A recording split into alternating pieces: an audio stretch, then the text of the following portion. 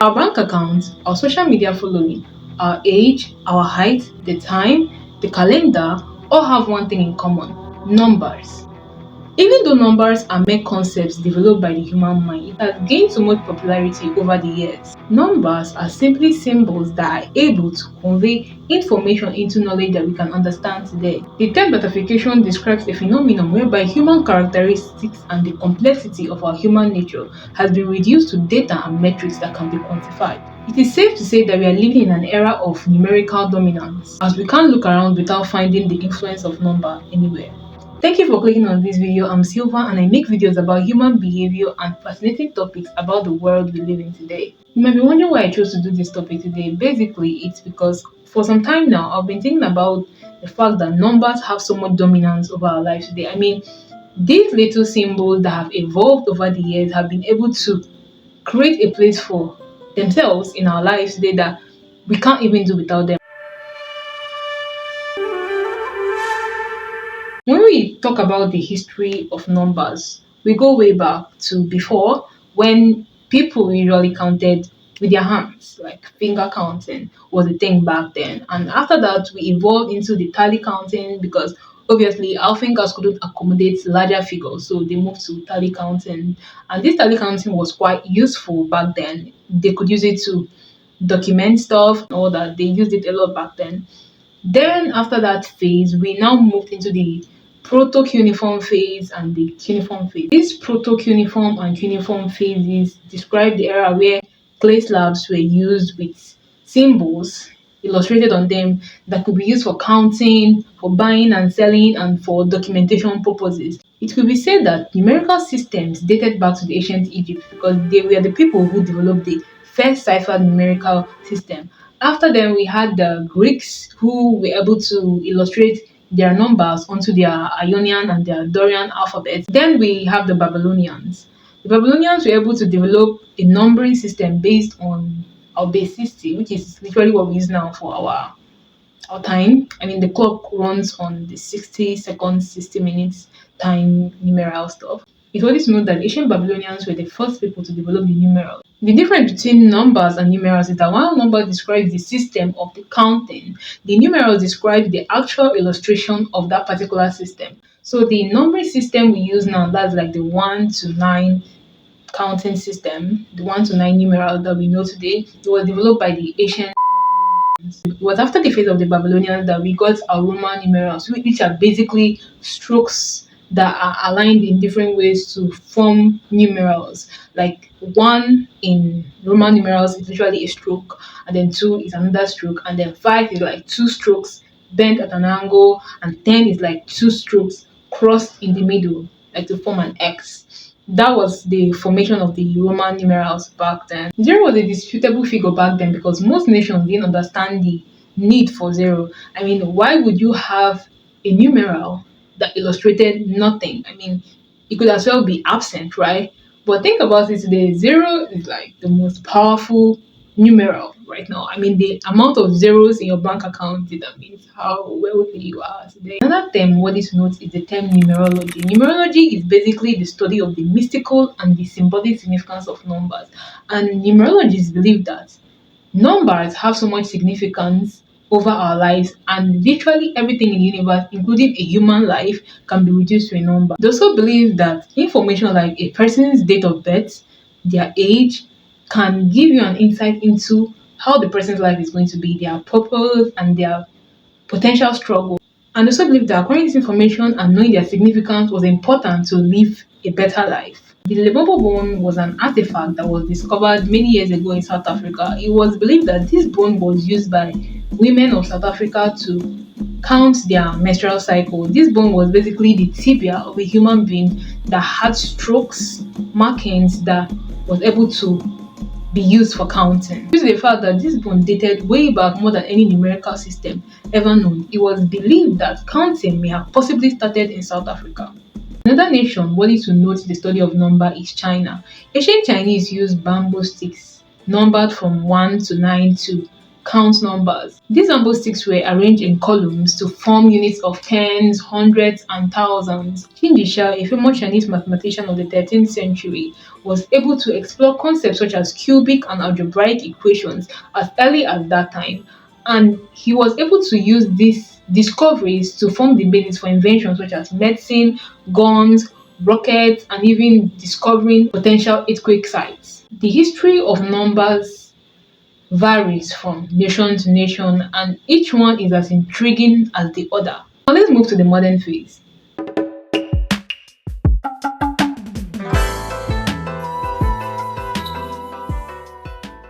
The subject of how numbers control our modern life and how it's become an architect that has skillfully built our world into something so beautiful lies in the fact that numbers lie in every single thing and every single minute and even second of our life. Let's take, for instance, our school grades. Imagine what a school would be like when no student ever knows the quality and the quantity of their performance. I mean, literally everyone is working, they're doing their test, of course, and everybody just gets to pass. And I mean, it happens, and it's not like it's a bad thing, but most times our human brain responds better to competition and reward systems, and that's like our essence for motivation. So if you look at it, grades are actually an important aspect of going through school. Another important invention of numbers is now time and our date. Imagine a world without time and dates. Punctuality would definitely not be an issue, but then you have to accommodate a lot of irregularities in the system, and then it's just going to lead to a lot of chaos. And then for our calendar, it helps in dating events and history and all that. Imagine if you can't trace back when something happened because it happens some days back and you just don't know the day back. I mean, I don't really feel like that would be a very organized system to work with. Then the subject of money. As I mentioned earlier, the amount of zeros in your bank account determines how wealthy you are. Due to this, we have issues like social classes and disparities between human beings based on the amount of zeros you have in your account balance. Now, the subject of age. Age is quite complicated because, first of all, you're giving birth to, and then apparently, since the calendar is running and time is going, you are clocking a certain age, and then in our society today, your age demands a lot of things from you. I mean, there are rules like you can't do this until you're 18, you can't do this, and then at this age you're supposed to be doing this. I mean, these are rules that most times they don't even have any actual basis besides the fact that there's a number ascribed to you at every point in your life. And then there's this question I always wanted to ask.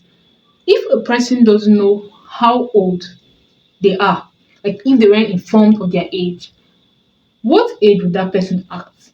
I mean, think about it. Most people are forced to have had people being told, act your age, you are acting too immature, or you're acting too old, you're acting too old, at your age, like reduce your age, literally act the people your age. I mean, it's a funny thing because a person acting how they want to act is literally them, but most times we are subjugated to acting a particular number because apparently since we were born this year and then these are our mates, so we're supposed to act like them. Even in families, you get it, it's like the oldest child gets this, you're older than this person, even if it's by a day, most times. Like there's this issue occurring in a family just because of age. In school, we also see it in schools where older students feel like somehow they have a right to subjugate the other person to punishments that is totally unnecessary just because they are older. And then in workplaces, you see older workmates trying to make the other person feel small because apparently they are smaller than them. So when you think about age and number, most times it doesn't really make sense because even if I said that it's important to have that system, people manipulate this system so much that Most times you're like, is it even worth it? Because why are you forcing me to act a certain way just because I'm a certain age?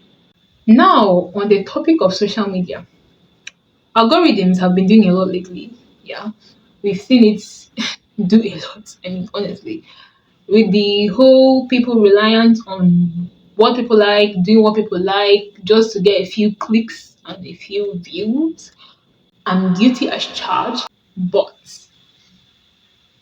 social media is not bad outrightly, and the whole grading system is not bad. I mean, the system also wants to make money. That's why they invented the algorithm so that people don't watch and leave the system.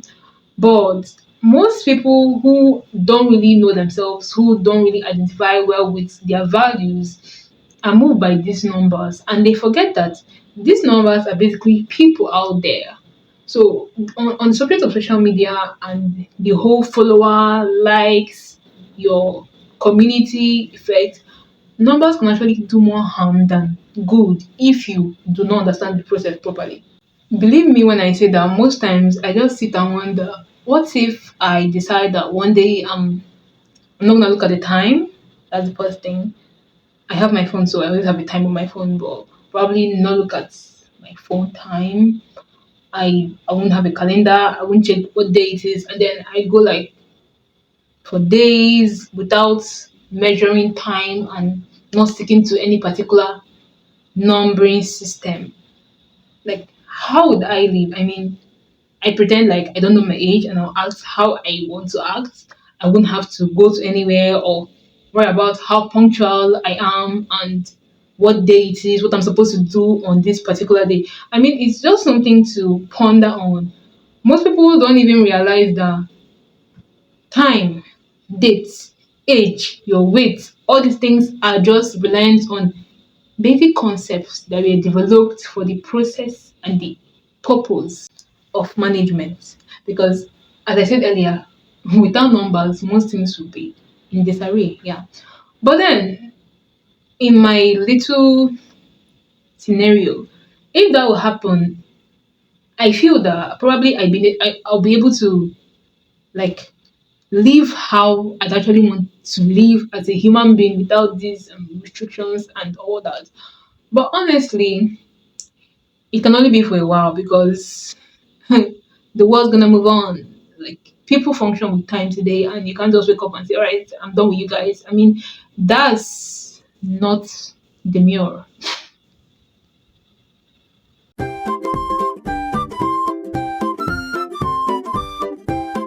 So, on the aspect of philosophy, Pythagoras, as we know, that developed the Pythagoras theorem, he strongly believed that numbers was an essence to our existence, even if they were just concepts. He believed that they were more like perceptions, like they were already in existence, and their discovery was a good thing, and it helped to manage the whole thing and just put the system intact and make the world more organized. Unlike Immanuel Kant, who believed that numbers had good qualities. They were important for certain event. I mean, mathematics has to be the biggest effect of numbers today. And we all know that mathematics and physics, they are like the bedrock of our civilization today. I mean, we can't do without them, and we can never underestimate their importance. So he was saying that even with all these benefits and with the whole good things that come with number, we can't actually just say that they are gods and then they are so good and all that. He thinks that in a way that they kind of limit us. Like I said earlier, most people don't know that they can actually not live by these figures and all that. He believed that they brought some kind of limitation because now we are more like we are inside something. We are within this cage. Unlike when we had the freedom to literally do what you want to do when you want to do. So for my stance, I mean, if you listen throughout this video, I've been going back and forth. I'm not saying, I mean, my topic is the architect, like numbers are architects. So I'm not really taking a side, but I'm trying to illustrate how much influence they have and the idea that, yeah, they're actually concepts. They're not an integral part of our individual being. They are more like something we we didn't discover it actually. Something we invented. Yes, something we invented that it's able to help us manage our lives better, and something we can also choose to be free from, and nothing will happen. Or maybe something will. Thank you for sticking with me to the end of this video. I hope you enjoyed this video essay on numbers, and I hope you found this topic really fascinating. I wouldn't mind you going further to tell me more things you know about numbers that I may not have researched. I'd like to hear it in the comment section. Also, if any of the points in the video wasn't clear enough, please leave it in the comment section. I will make a post or another video where I will describe it properly to you and make sure that it actually makes sense. See you next time.